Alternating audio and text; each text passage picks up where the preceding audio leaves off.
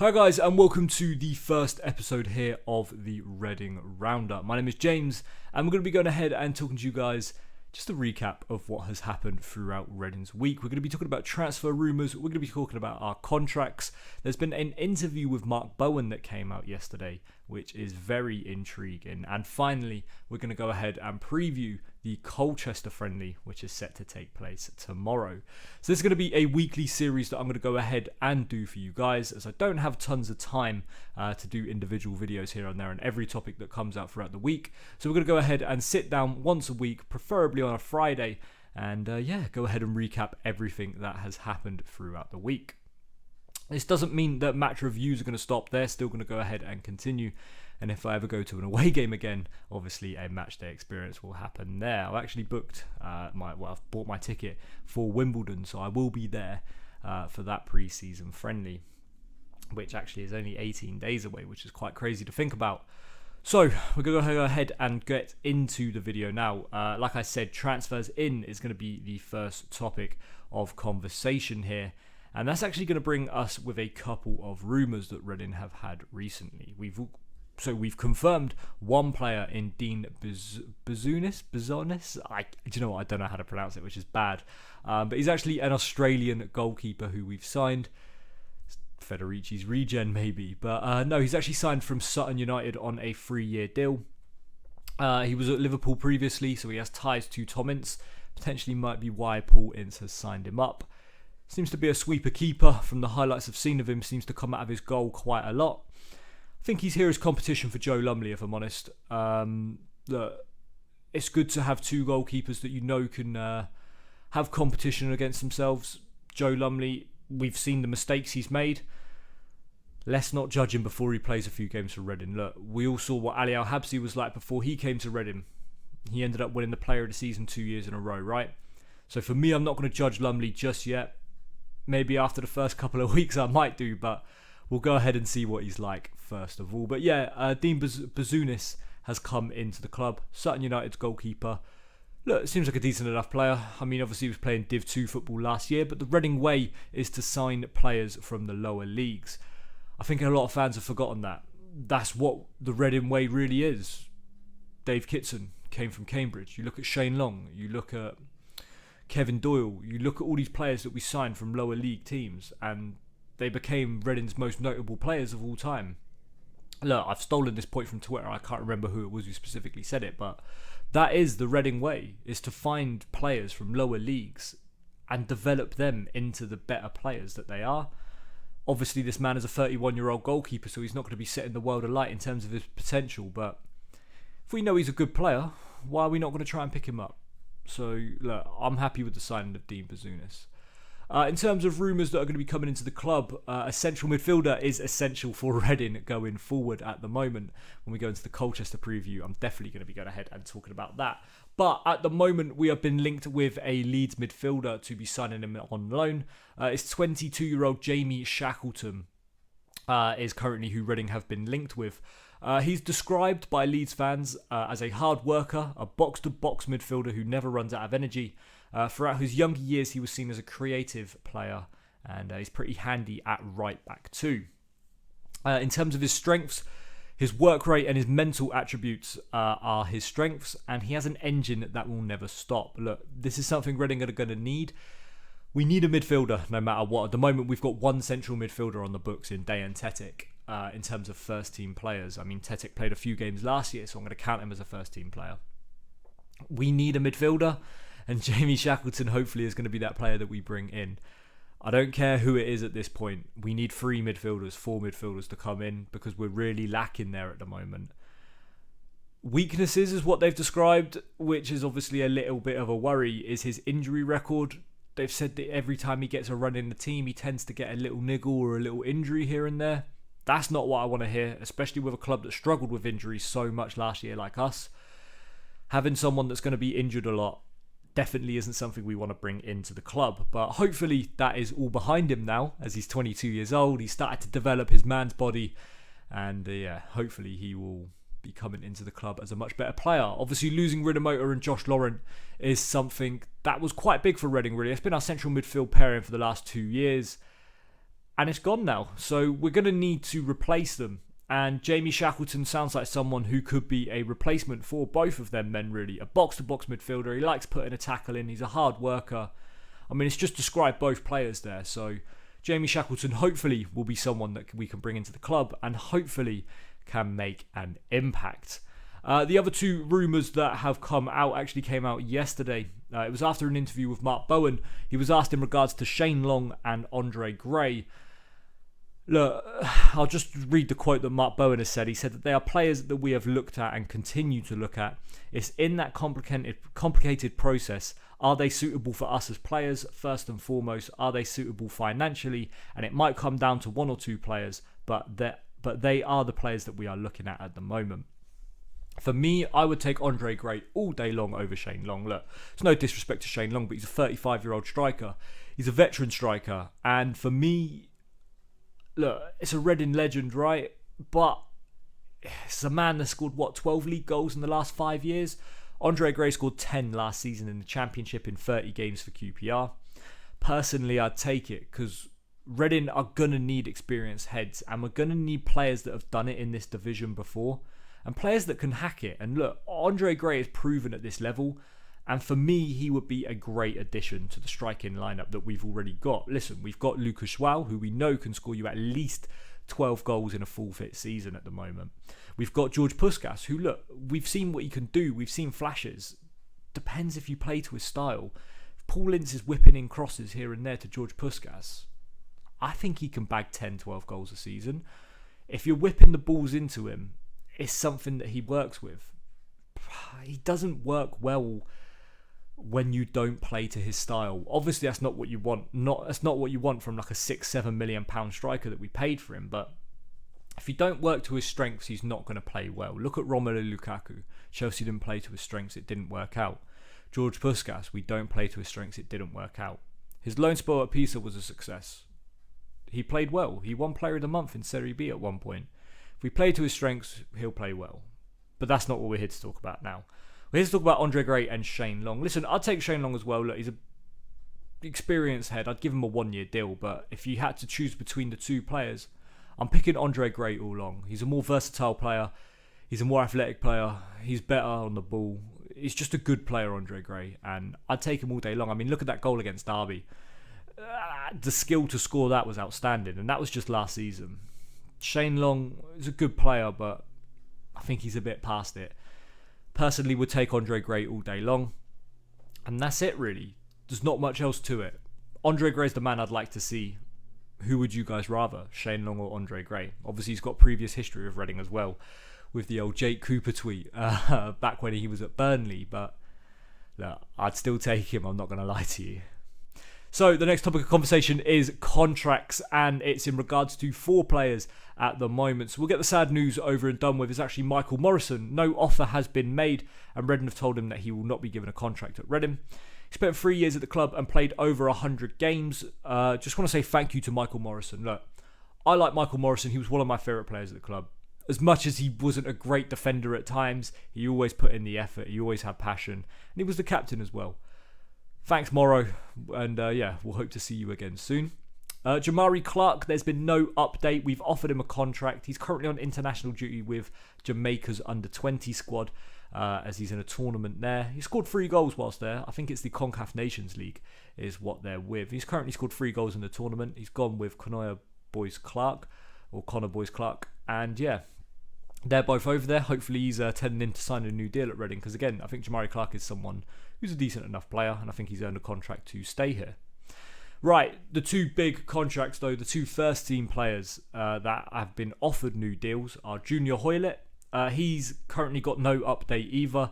He's currently on international duty with Canada, and Reading are waiting to hear back. Or he's just finished. He's been on international duty with Canada, and he's just finished, so he's on his holidays now. So yeah, Reading are still waiting to hear back from Junior Hoylett. And Femi Aziz is the other player. Reading are still waiting to hear back from him in regards to a contract offer that we have offered him. He's been training with Reading so far throughout this pre-season as well. Apparently he's reported every day for pre-season. And with a quote from Mark Bowen in the interview that he done yesterday, he said, quote, "With Femi, I'd like to think that we are very close. Reading have made an offer and we're waiting for him and his family to make a decision." He's been with Reading every day so far in pre-season. With Aziz, I think it's someone that we should probably look to try and keep as well. He's a young winger who, look, he made of glass last season. We've got not many options on the wing. Look, we've got Rashawn Scott, who now has signed a new deal. I think he's going to be someone that will be making an impact in the first team next season. We've got Mate, we've got Tom Ince, we've got Ajaria who can play out there. And that's really it. I think Aziz is someone we should try and keep. If he's going to be injured the whole time, though, that's my only problem. The guy hasn't played a lot of first team football, and he's been injured a lot of the time. So for me, my concern is about the injuries. It was a big problem for Reading last year. I don't want it to be another big problem this year because we're on a wafer-thin squad as it is. And you don't want players coming in that have got that history of injuries. It's difficult. I personally would keep Aziz, but we'll see what happens. The guy might not even want to stay. He supposedly got offers from Holland and other clubs in the EFL. For a man that's not played a lot of first-team football, fair play to him. Next topic of conversation is actually the Mark Bowen interview. And look, from me, it's a good interview and it's a positive interview. It's the most transparent that someone has been about Reading Football Club in a very, very long time. So the first quote I've got here is, quote, Kia is a friend of the owner. The likes of Danny Drinkwater, he managed to get those situations done at the club. So he helped the club, in my opinion. Ongoing, Kia won't have any personal involvement in making decisions at the club. That now falls to me and my team. Finally, something we have been crying out for the last 7, 8, 9, 10, 12 months is get Kia away from Reading Football Club. And it looks like it's worked. It looks like that the fans running on the pitch during that protest worked. It looked like the little protest they did outside the megastore has worked, because short-term goal was to get Kia out of the club and to have some sort of back room that knows what they're talking about and that has some structure to it. Mark Bowen has brought this in. He's done that. And look, it's exactly what I wanted to hear. If Kia's not involved, that's great. Problem is that actually the case? It sounds very genuine from Mark Bowen, so I'm going to give him the benefit of the doubt. Hopefully, it is the case that Kia is done with the club. We can't guarantee it, though, because we don't know what's going to happen. How do we know Paul Ince ain't going to get sacked in November and Mark Bowen's going to take over as manager again? How do we know that's not going to happen, and then all of a sudden we're left with no director again? All of a sudden Kia comes back. No, I don't. That's just me speculating. That's just stupidness. That's the future. That's rumours. That's shit that's not going to happen. That's me chatting shit. Kia's not there. That's what Mark Bowen's told us. Let's hope it stays true and comes into fruition. His second quote is in regards to Lucas João that I managed to take away from it, and it says, quote, at the moment there's no chance of Lucas João going anywhere. The owner wants him to stay, I want him to stay, the fans want him to stay. Even if it was an extraordinary amount of money, I don't know how we could use it. This is good news, because there was talks of Besiktas offering Reading £3 million or €3 million for Lucas João. €3 million or pounds is going to be absolutely nothing compared to the losses that we would make if we were to get relegated to League One because we didn't have the goals of Lucas João. Lucas João is the man that will probably keep us up if we're all being 100% completely truthful and honest. João's going to be the man that keeps us up. And I hope he is the man that keeps us up, if I'm genuinely honest. And I do want him to stay, as much as you can be a little bit lazy on the pitch. Right, so my camera died. That's always great.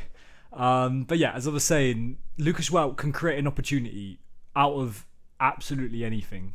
That's my point I was making. He may be lazy on the pitch, but the man can create an opportunity out of absolutely anything. And for me, he's someone that's essential for us to be staying up in this division.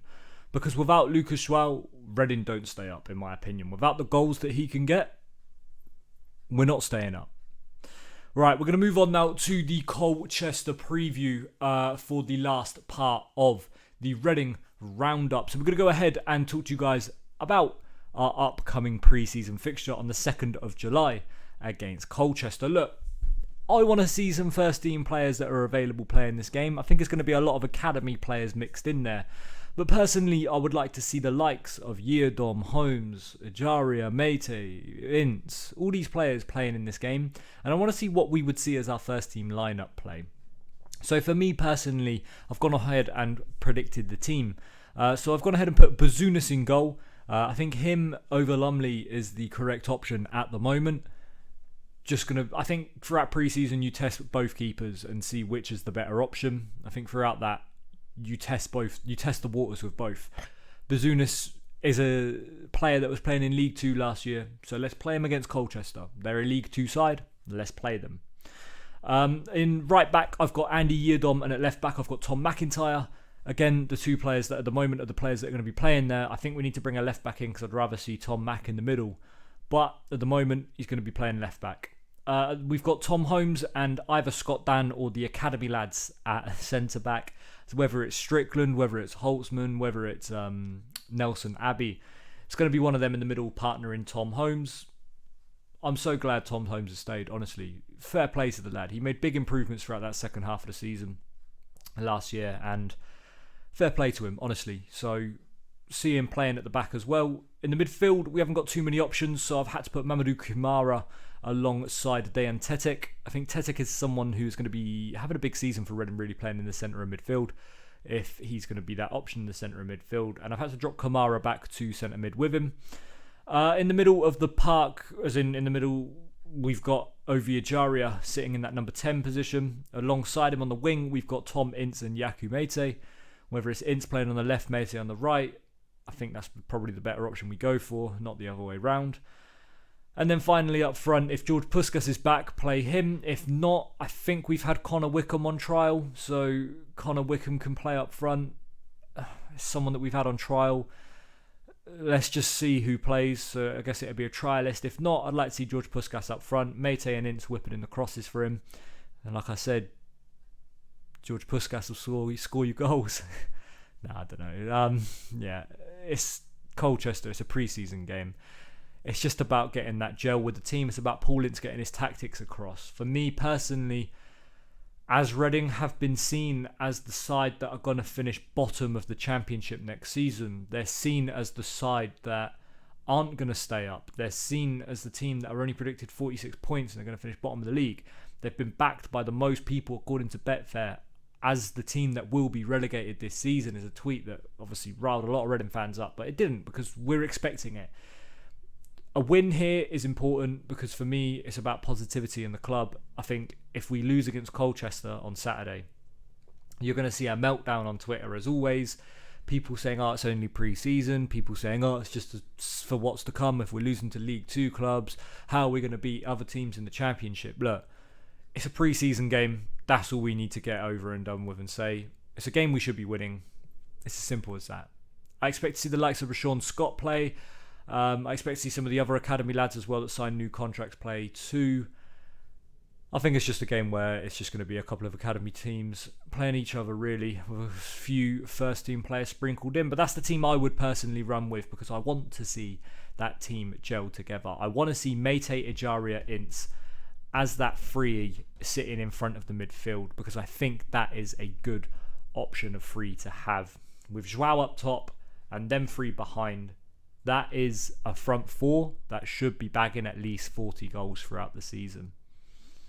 That's just my opinion though. Tom Ince, apart from his time at Stoke, has always had a good goal record in the Championship. Hopefully he can start scoring goals again because he didn't score them for Reading last year. He scored 1 or 2. So let's hope he can find his shooting boots again. But that's going to be it for today's video, guys. Hopefully you have all enjoyed it. There's not going to be much else to talk about for this week. Hopefully we'll have a less crazy week, or hopefully we'll have a crazy week in terms of signings. Yeah, it's all about communication at the minute with Reading. It's all about getting stuff across to the fans, and I think that's important for the club at the moment. But that's going to be it for today's video, guys. We'll see you tomorrow for a match review of the Colchester pre-season friendly, where hopefully I'll have something positive to talk about. I did 9 match reviews last season, and I didn't get to talk about a win. Well, I did. I got to talk about 1 win, and that was against Swansea. So, yeah. Hopefully we'll have one to talk about in pre-season. So that's going to be it for today's video, guys. Hopefully you have all enjoyed it. It's going to be episode 1 of the Reading Roundup. I'm going to be back tomorrow for another match review. I only talked about 9 or 10 match reviews last year, and I managed to talk about 1 win. So yeah, I'm hoping that I finally get to talk about 1 tomorrow. I know it's only pre-season, but I want to talk about a win. That's going to be it for today's video, though, guys. Hopefully you have all enjoyed it. We'll see you in episode 2 of the Reading Roundup. Tell me about some comments as well, what you think about the structure of the series and what we can do to improve it going forward. We'll see you in the next one, guys. Peace.